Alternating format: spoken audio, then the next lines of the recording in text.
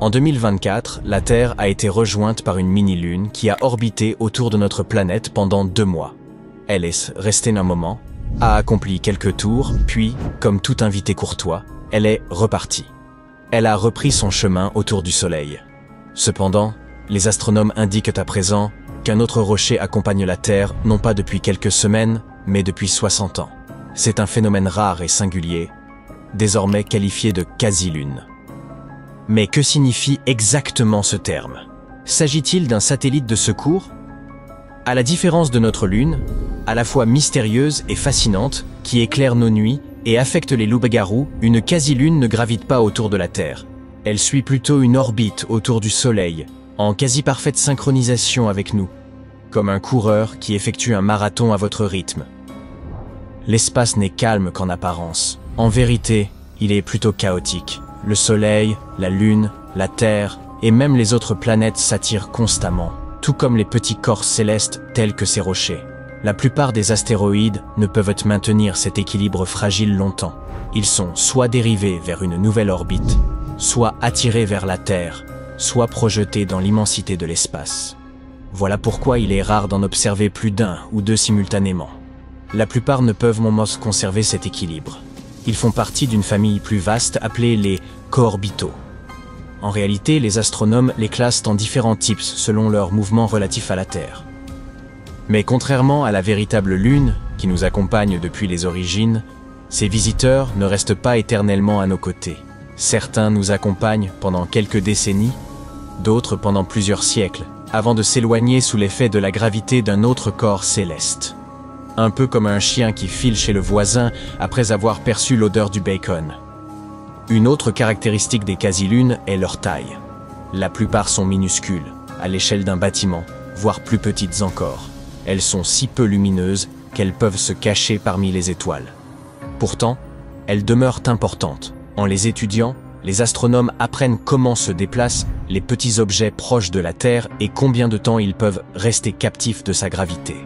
Les quasi-lunes se trouvent plus proches que d'autres astéroïdes sur la même trajectoire, ce qui faciliterait leur accès. Un jour, elles pourraient servir de tremplin dans l'exploration spatiale. La Terre a déjà eu quelques-uns de ses compagnons, comme 2016 HO3, surnommé le compagnon permanent de la Terre. Il ne mesure qu'environ 90 mètres, mais suit notre rythme depuis près de 100 ans et pourrait continuer encore plusieurs siècles. Mais qu'en est-il du plus récemment découvert? Les chercheurs l'ont baptisé 2025 PN7. Comme nous l'avons dit, il se trouve avec nous depuis 60 ans et devrait rester à nos côtés encore environ 68 ans. Il est passé longtemps inaperçu en raison de sa taille extrêmement réduite, à peine 19 mètres de diamètre, soit à peu près la longueur d'une piste de bowling. Cela répond à la question de savoir si vous pourriez l'apercevoir vous-même, quand bien même vous sauriez précisément où regarder. Son histoire demeure quelque peu mystérieuse. Les astronomes n'ont pas encore déterminé sa composition. Pour l'instant, la seule chose que nous connaissions avec certitude est sa trajectoire. Certains quasi-lunes ne sont que des astéroïdes proches de la Terre tombés dans une orbite idéale, tandis que d'autres semblent être des fragments de la Lune elle-même. Par exemple, Kamo-Walewa, une autre quasi-lune, reflète la lumière presque de la même façon que les roches lunaires rapportées lors des missions Apollo.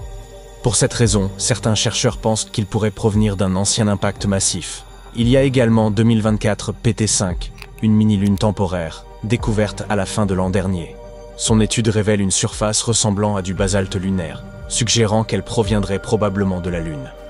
Alors, comment ces quasi-lunes parviennent-elles à maintenir leur équilibre cosmique? C'est une simple illusion orbitale. Rappelez-vous, PN7, comme les autres quasi-lunes, ne tourne pas réellement autour de la Terre. Pour nous, il semble dessiner de paresseuses boucles le long de la trajectoire terrestre, comme des gribouillis dans l'espace. Pourtant, il ne prend jamais trop de retard ni ne s'éloigne trop. Les astronomes parlent de résonance 1 à 1. En clair, il effectue un tour autour du Soleil, chaque fois que la Terre en fait un. Autre question intéressante. Si ces quasi-lunes sont si proches de la Terre, pourquoi notre gravité ne les attire-t-elle pas? D'autant qu'elles sont petites et paraissent d'un proche. C'est qu'elles ne le sont pas réellement, quoiqu'elles appartiennent au groupe des objets géocroiseurs. Notre Lune se trouve à environ 384 000 km, tandis que ses compagnons circulent autour du Soleil à des millions de kilomètres, bien au-delà de l'influence gravitationnelle terrestre. Cette attraction se manifeste dans une zone appelée la sphère de Hill, où la gravité de la Terre domine celle du Soleil. Imaginez-la comme une bulle d'un rayon d'environ 1 600 000 km. Tout objet à l'intérieur peut être capturé comme notre Lune. Dès que l'objet sort de cette bulle, le Soleil reprend ses droits. C'est exactement ce qui est arrivé à PT5, qui a été notre satellite légitime pendant 2 mois en 2024. En entrant dans la sphère de Hill, il a été temporairement capturé par la gravité terrestre et est ainsi devenu une mini-lune. Mais, étant de petite taille et se déplaçant rapidement, il a finalement glissé hors de cette bulle, et la gravité solaire l'a de nouveau emporté. Un autre type de coorbiteur, en dehors des quasi-lunes et des mini-lunes, est celui que l'on appelle les orbiteurs en fer à cheval. Ces roches spatiales ne s'éloignent pas beaucoup, mais depuis la Terre, elles semblent nous dépasser, ralentir, puis glisser derrière nous, avant de répéter le mouvement. C'est un peu comme une voiture de police banalisée vous suivant dans la circulation, changeant constamment de voie et revenant en arrière pour que vous ne la remarquiez pas. Suivez leur trajectoire depuis la Terre, et elles dessinent au fil du temps une grande forme de fer à cheval, d'où leur nom. Et ce ne sont là que les principaux co-orbiteurs. Il en existe en réalité beaucoup d'autres. Bien devant nous et bien derrière nous dans l'espace, certaines roches particulières, appelées astéroïdes troyens, occupent 2 positions spécifiques, une à 60 degrés devant la Terre, l'autre à 60 degrés derrière. Imaginez faire du vélo avec un ami bien en avance et un autre bien en retard, tous deux maintenant la même vitesse que vous. C'est exactement le comportement des Troyens.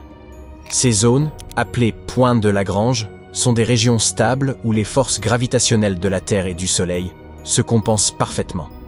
Lorsqu'un objet s'y trouve, il peut y rester des millions d'années sans dériver. Jupiter possède des milliers de ses compagnons, tandis que la Terre n'en a que quelques-uns. Il existe ensuite les objets à orbite en forme de tétard, qui ne restent pas parfaitement immobiles dans un point de Lagrange, mais oscillent autour dans de larges boucles semblables à des haricots. Et si cela ne suffit pas à vous déconcerter, il existe aussi les Troyens sauteurs, les indécis. Ces corps célestes ne peuvent pas y choisir un camp. Ils restent quelques milliers d'années dans le hamac avant, puis dérivent lentement vers celui derrière nous, et inversement. Rare, étrange et fascinant. Ainsi, même si la Terre n'a qu'une seule grande lune dans le ciel, elle possède en réalité un groupe de compagnons spatiaux discrets. Certains décrivent des boucles, d'autres suivent, d'autres se cachent dans les recoins. Revenons maintenant au super pouvoir de notre Lune. Elle influence les marées, ralentit la rotation de la Terre et contribue à stabiliser l'inclinaison de notre planète. Sans elle, nos jours seraient plus courts, nos nuits plus sombres et les saisons bien plus chaotiques. La Lune joue aussi le rôle d'un immense bouclier, absorbant ou déviant certaines roches spatiales qui pourraient autrement heurter la Terre. Sans oublier son influence culturelle. Elle a inspiré mythes, calendriers, chansons d'amour et des millions de promenades mélancoliques sous la nuit étoilée. Les quasi-lunes ne peuvent y rivaliser. Mais elles restent importantes, à leur manière. Chaque quasi-lune nouvellement découverte nous aide à comprendre comment ces petits corps survivent dans tout ce chaos cosmique. En étudiant leur environnement, nous apprenons également sur nous-mêmes. Ils affinent notre capacité de détection et permettent d'améliorer nos modèles. Ainsi, bien qu'ils n'illuminent jamais le ciel nocturne, ils jouent néanmoins un rôle discret mais précieux dans la compréhension de notre singulier voisinage cosmique.